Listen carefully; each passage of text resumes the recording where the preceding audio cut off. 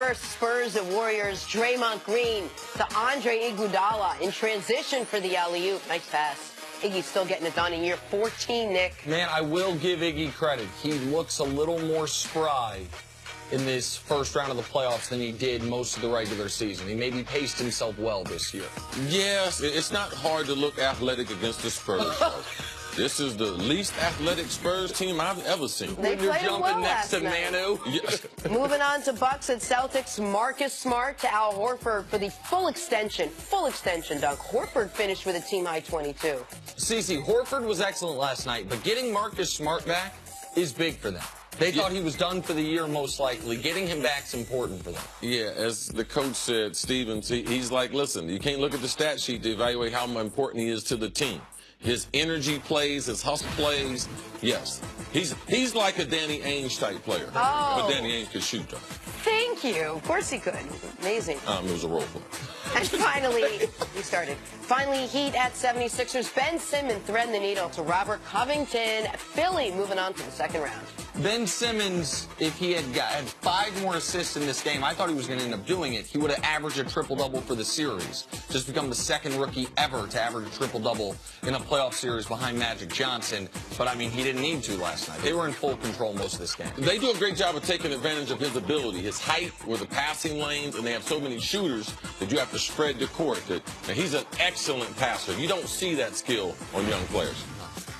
Moving on, new topic now. It looks like the Patriots are slowly falling back into place. Yesterday, Tom Brady's agent announced he'll be playing in 2018.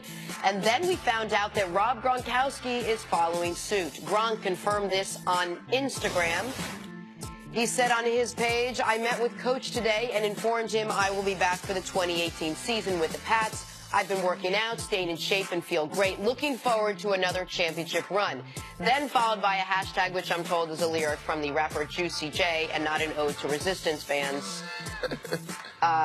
Fans make them dance. Something. Anyway, CC, that's not important now. How important is it for the Patriots to get Gronk back? Jenna, on your script, I'm just going to tell you, check yourself before you wreck yourself. Fans, okay. Resistance. So it's probably, it's some kind of workout reference, you guys. So clearly, that's what he was talking about. Okay. I'm not surprised that Gronk is coming back to play 2018.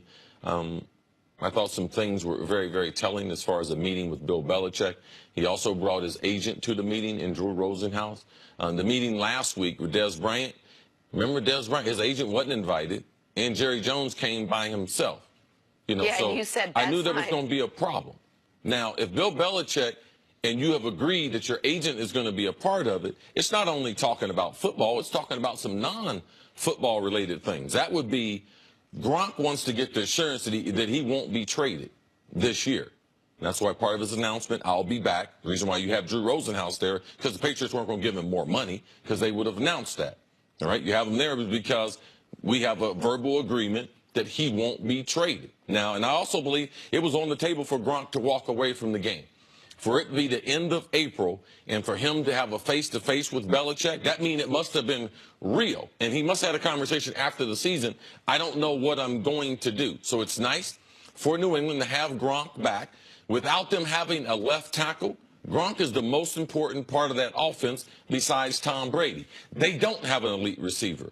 Edelman, I believe he'll be back and be effective, but typically with an ACL injury, you're going to take about a year and a half. He's not a spring chicken. He's not a young guy. So I expect him to be effective, but how explosive will he be? I think he'll be a good NFL receiver. So we need Gronk to be in the middle of that offense. And as a run blocker, Gronk is second to none. So if you're going to have a rookie left tackle, which they're probably going to have, they're going to be a left-handed team more. I mean, they're going to put Gronk on the left side. They're going to run more left to be able to help out that guy. And Gronk will stay in and be able to pass protect more. So those are the things in effect that I see with Gronk announcing he's coming back in 2018. And on the football field, I know that the numbers are the Patriots win about as much with Gronk and without Gronk, and you say, everybody's replaceable. Where he's not replaceable, in addition to the places CeCe mentioned, is in the red zone. Since Gronk came into the league in 2010, who leads the NFL in red zone yards? Gronk. Catches? Gronk. touchdowns, Gronk. He has been the best red zone threat for nearly a decade in this league by a wide margin, by every possible metric. So they obviously need him from a football perspective. But the other thing that was interesting about this was the timing to me, was with the draft coming up tomorrow and with what Gronk did this weekend. That press conference in Monster Motocross where he's dressed up like a dirt bike racer and then everyone's peppering him with questions about, are you playing next year? What's your plan for next year? And he was demurring on them, saying, I'm here to talk about motocross. I'm just here to talk about today. And when Belichick has this meeting, I believe, at least what makes the most sense to me, was Belichick wanted this confirmation. And the only way Gronk was going to get the confirmation that we're not trading you is if Belichick got the public confirmation that Rob Gronkowski is playing next year. For what reason? So all that stuff goes away? Well, it's not only so it all goes away, but so they also know what their best method in this draft is. Like, you have... Yeah, I don't think the public thing, I don't think Belichick's ended. I think that's, based on their conversation, Gronk could decide whatever he wants to do. He did that for his brand. Oh, sure. I wasn't saying the public, though. I think do you think prior to this meeting, Belichick knew Gronk was coming back next year? I don't. I think I don't like to make those kind of guesses. Okay. I don't. I think that I don't like to make those kind of guesses. The point that I'm making is that I think Belichick needed to know from Rob Gronkowski, whether he needed it to be public or not. Are you back next year? Do you know if you're back next year? Because we have this draft coming up, and I need this information.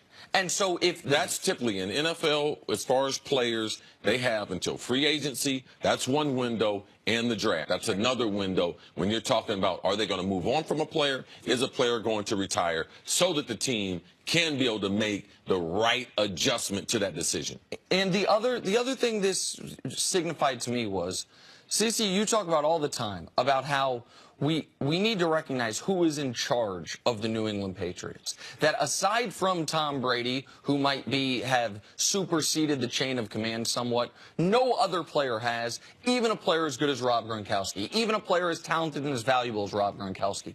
And what Belichick, in my eyes, is, I don't think he's doing this intentionally, but it did remind me, is that, listen, there are no sacred cows here. I need to know if you're playing or not. You tell me that, I'll let you know, as Cece mentioned, we're not going to trade you at the draft. But if you're still hemming and hawing, if you're still questioning it when this draft starts on Thursday, what you've done for us is great, but that does not guarantee you a job here in 2018. That does not guarantee you your place in this franchise moving forward, no matter how accomplished of a player you are. Were Gronk's only options, realistically, retiring or coming back and play for the Patriots? Like, did money factor into this at all? Was any part of this leverage to, at some point, in some capacity, either get traded to make more money or somehow make himself invaluable to this Patriots team so that he could get paid more money? No, I don't think so. I don't think money had anything to do as far as New England. Like, could he force them into giving him a new contract? No, I don't know personally if he wanted to play somewhere else and then trying to play somewhere else that he would get another contract there. I don't know those things, but I just know that no one's going to strong-arm Bill Belichick. No one's going to strong-arm Kraft. I keep telling you guys this. There's one sheriff in New England, and that's Bill Belichick. And if you want to play football there, you're going to play his way. That's the reason why the organization has been so successful. That's the reason why they participated in so many Super Bowls, and that's why they have won the Lombardi Trophy the number of times that they have. Let me just ask you one follow-up question. Do you think the timing of this meeting, the impetus of it, was the draft is this week? And yes, of course. And that we need to know what your... Yes. And had Gronk said, if Gronk doesn't come to them about any money, not about a new contract, guys, I just don't know what I want to do.